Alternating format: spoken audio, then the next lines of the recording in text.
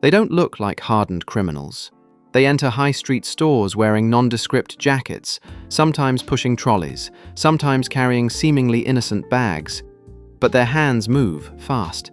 They fill their bags with electronics, branded makeup, fashion items, even mobile phones. Then they vanish, not into the night, but into a system, a network of shopfronts, hidden back rooms, and underground resale channels operating in London's quiet corners. This is the story of London's organised shoplifting gangs, a theft ring so sophisticated it functions like a parallel economy under the city's neon lights. In the early morning hours of one London suburb, retail workers unlock their doors only to discover that the shelves they stocked the night before have been stripped bare. The next afternoon, more thefts are reported across the city. According to recent data, shoplifting offences in England and Wales have reached their highest levels in recorded history. London alone saw nearly 90,000 such crimes in a 12-month period, prompting panic among retailers and concern within communities. The cost is staggering.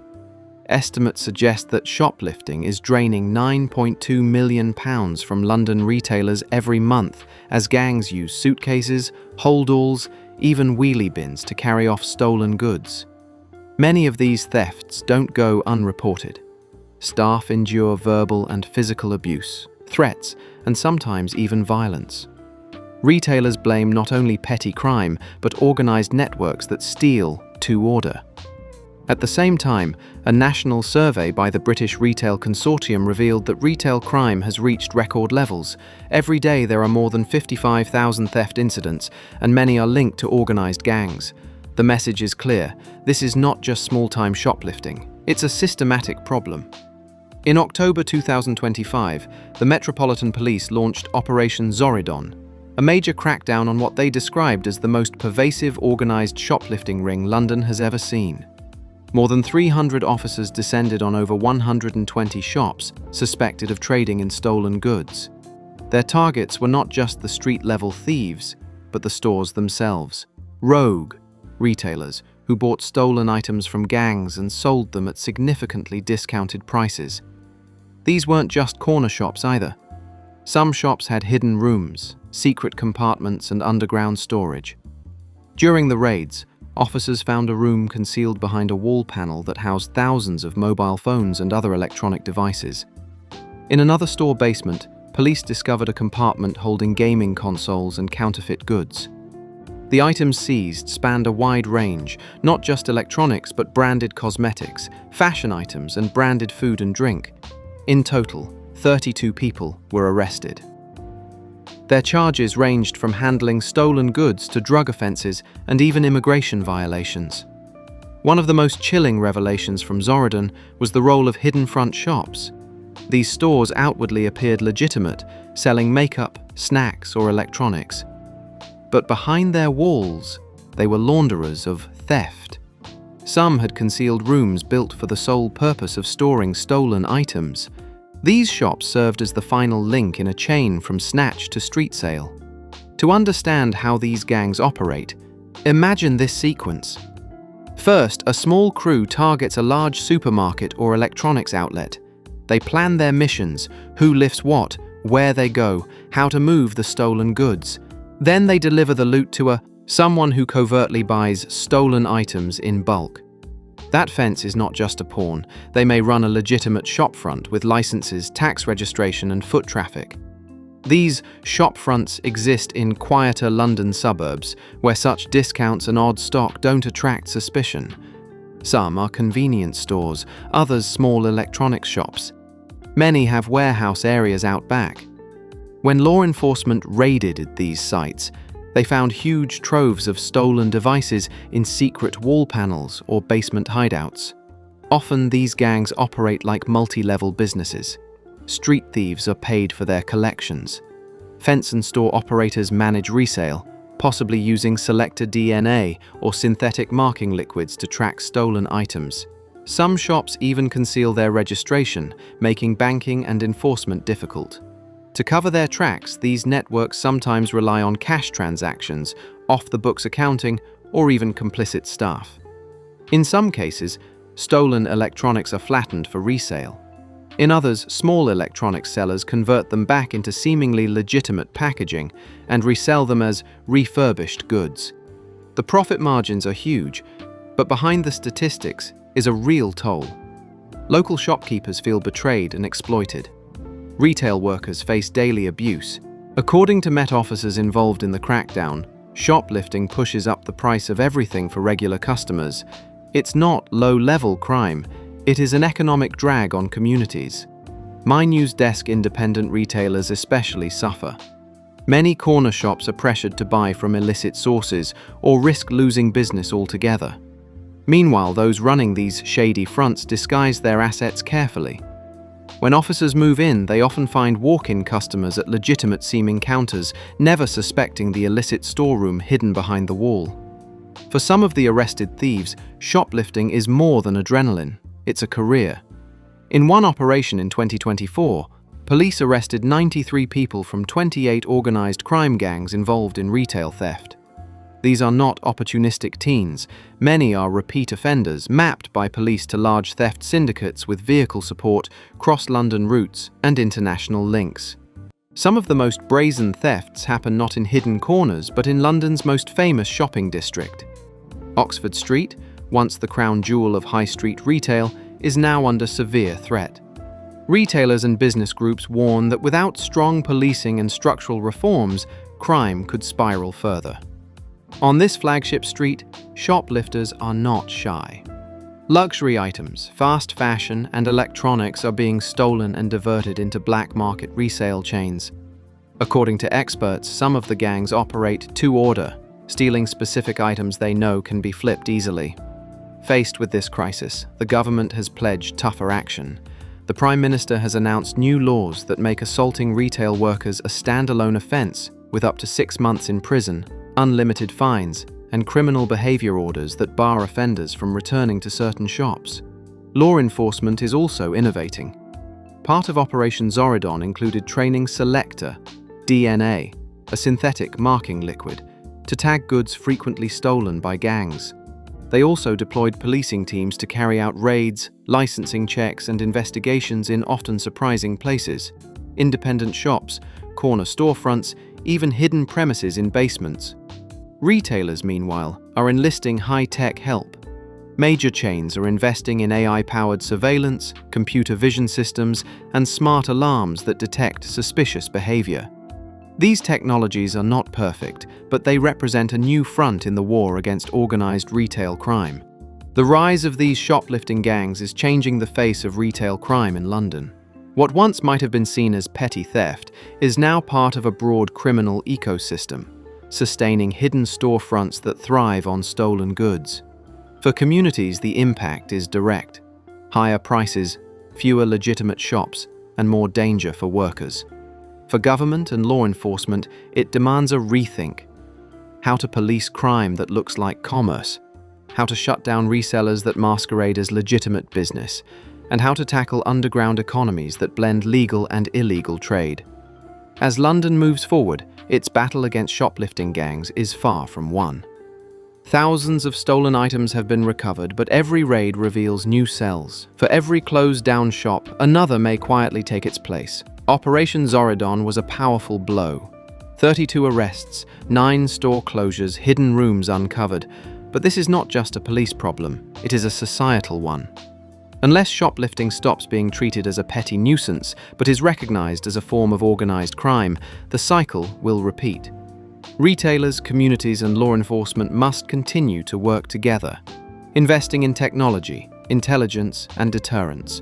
Only then can high streets be protected, workers respected, and London's shopping districts reclaimed from the shadows.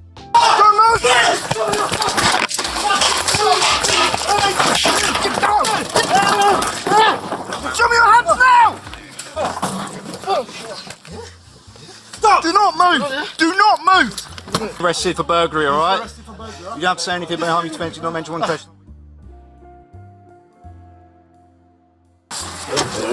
Come on!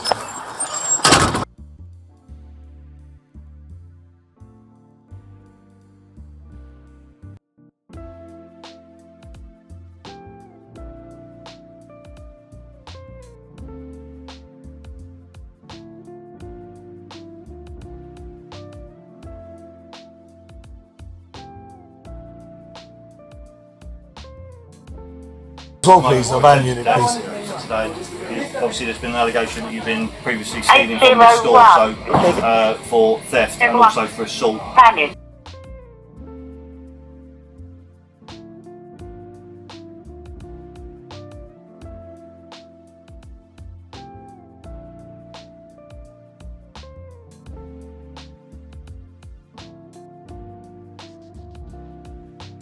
You're under arrest for theft, shoplifting, alright? All this stuff you've not paid for, okay? You do not have to say anything, but it may harm your friends if you do not make sure a question, some point you on the call, anything you do say may be given evidence, alright? Taken out.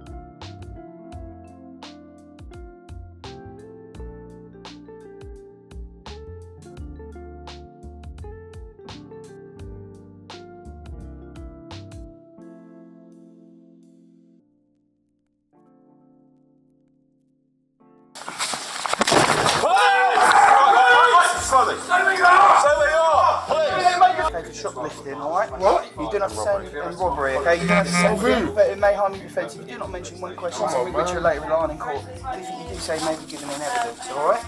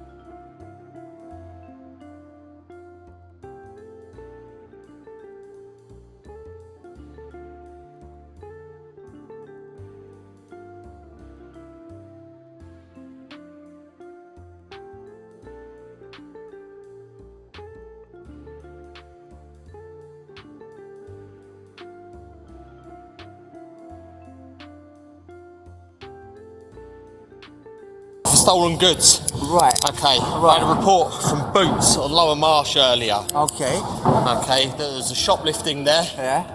And you was involved. I was involved. Yeah. They sent through photos. Time. Okay. You're under arrest on theft on suspicion of theft shoplifting. Boots Lower Marsh. I'm not occurred earlier on today.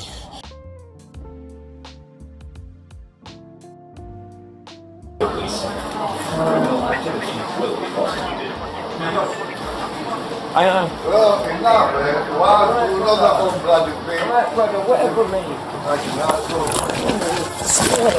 Get down! Get off the floor! Yeah? Okay? Mate, you're under arrest, okay, for shoplifting. You don't have to say anything, mate, harm your face. You don't mention one question, see you later on in court. Mate. Don't look sneaky, bro. Come on. Come here, give me your hands. I'm not looking still. I apologise, bro. I'm sorry. What's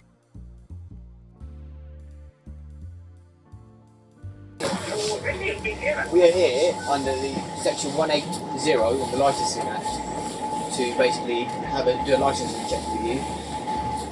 Make sure you're not selling anything, obviously not within your license. I'm guessing for dead totes. I'm not sure where. That's Waterstones as well.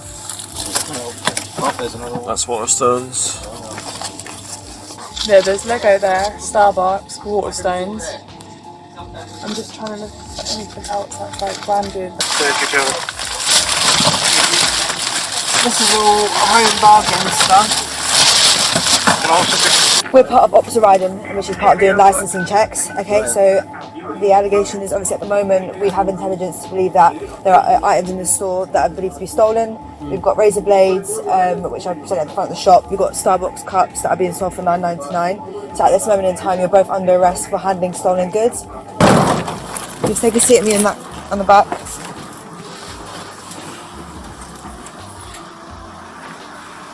Make sure there's no free things on the seats, yeah? Yeah. Hello. So we've got a warrant here, search premises. Essentially, we it's a Section 8 warrant on the Police Act. Searching for items that you've stolen by shoplifters. What can we expect allegedly searched? You know what I mean? Well, we've still got to scan the items, haven't we? Ready for the next one?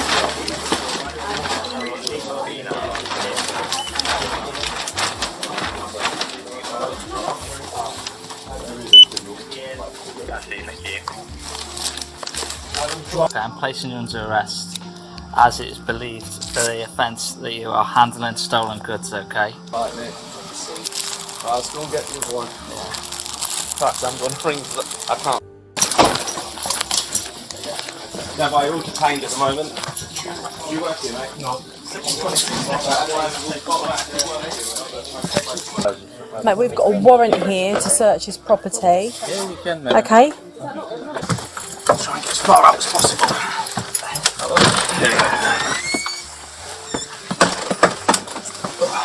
Police! Police! Loads and loads and loads and loads. And what's here? Just. Brilliant. And more, look, this is full of phones. There's loads there. Motherboards and all sorts of stuff. It should be in the red bag. There should be. Got any ID? No, I'm just here to buy something for you. Okay. Hello, right. Who works here? Yeah, I'm pretty sure that he works here and he works. I'm pretty sure they both do. What's the code for the door downstairs? What's the code for the door? I'm pretty sure, yeah, they were here when they got here, so we're going to take both of these.